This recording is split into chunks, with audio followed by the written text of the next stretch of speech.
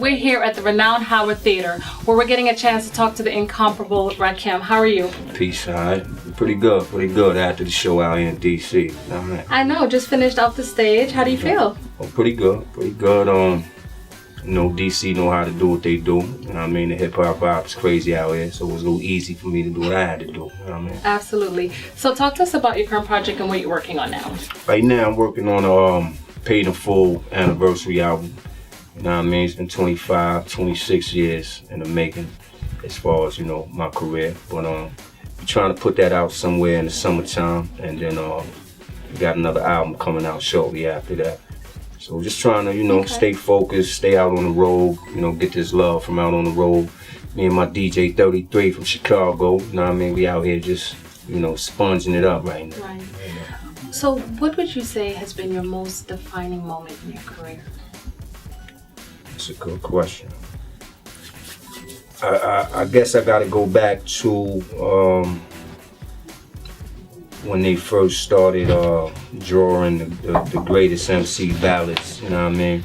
And to be, you know, on top of that list kind of put everything in perspective for me, you know what I mean? You know, the road that I took in hip hop. Right. You know what I mean? I tried to, you know, try not to, you know, I don't want to say sell out, but I tried to not go pop and keep it somewhat, you know, underground, and to get that accolade kind of, you know, put it on perspective and made it worthwhile. And you're an icon to a generation. How does that make you feel? Honestly, I try to stay humble, and, you know, I understand the love that I get, and you know what I'm here to do. But you know, I just try to stay humble with it, man, and you know, make sure that I'm handling it the right way, so I don't get the big head, and you know, I can still do what I do. But you know, it's a blessing that I got these accolades and these titles. I'm gonna try to do the best I can with it. Absolutely. If you were to look back at your career and everything that you've done thus far, would you say that you're proud of your body of work? I'm gonna have to say yeah, because you know, it's gotten me to this point. You know, it's not many rappers that's been in the game for 26 years. Number one, still able to perform, and number two, still able to do albums. You know what I mean? It's kind of rare in hip hop. So, you know, I got to be proud of that, and recognize, you know, what I did and why I'm accepted. You know what I mean? Otherwise, I kind of, you know, lose track of what I'm doing, and you know what I mean? But it's a blessing that, you know what I mean, it's, you know, open arms when you know, wherever I go. So it's a good thing. Definitely. And you're definitely a gentleman that has swag and style, and you know, which we all love. Thank you. Even Thank you. The bad boy image, which we definitely love. What's a side of you that the people don't get to see? Well, they don't get to see the father. You know what I mean? Right. You know, I got kids, and you know, it means more to me than anything to make sure that my foundation is secure. Right. You know, first and foremost. You know what I mean? It's you know, it's really what makes me me, because it's what makes me write like I write.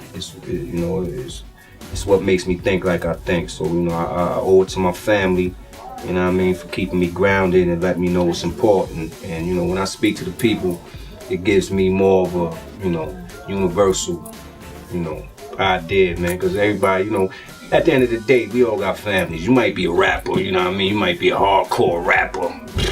But when you go home, you got kids to be daddy, and you bend down and you like, oh yeah, so knock it off, man. I mean, this is, you know, this is real talk, man. And the thing is, you know, 80% of us, you know, go home to kids, man. And at the end of the day, that's my reality. So that's what kind of keep me grounded and, you know, able to speak to people like I do. Like my man 33, you know what I mean? Can't wait to get home, man, and his kids run up in his arms, man. That's what it is, man. Absolutely. Yeah. Now, everyone listens to your music. Who do you listen to? My wife. I love it. You know what I mean? It's beautiful music, man, you know what I mean? But I'm a classic dude. I love listening to the, you know, classic R&B, man. Like, you know, you come in my house any day.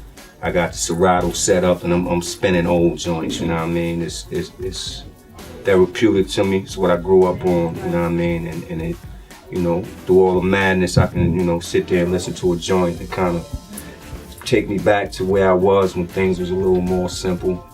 And it just helps me, you know, figure things out, man. So I'm just a 70s classic music lover.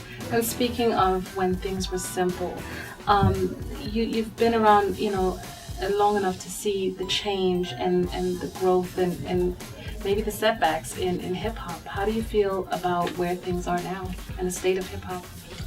Well, you gotta look at it from, you know, overall standpoint. You know, hip-hop is a lucrative business right now. Absolutely.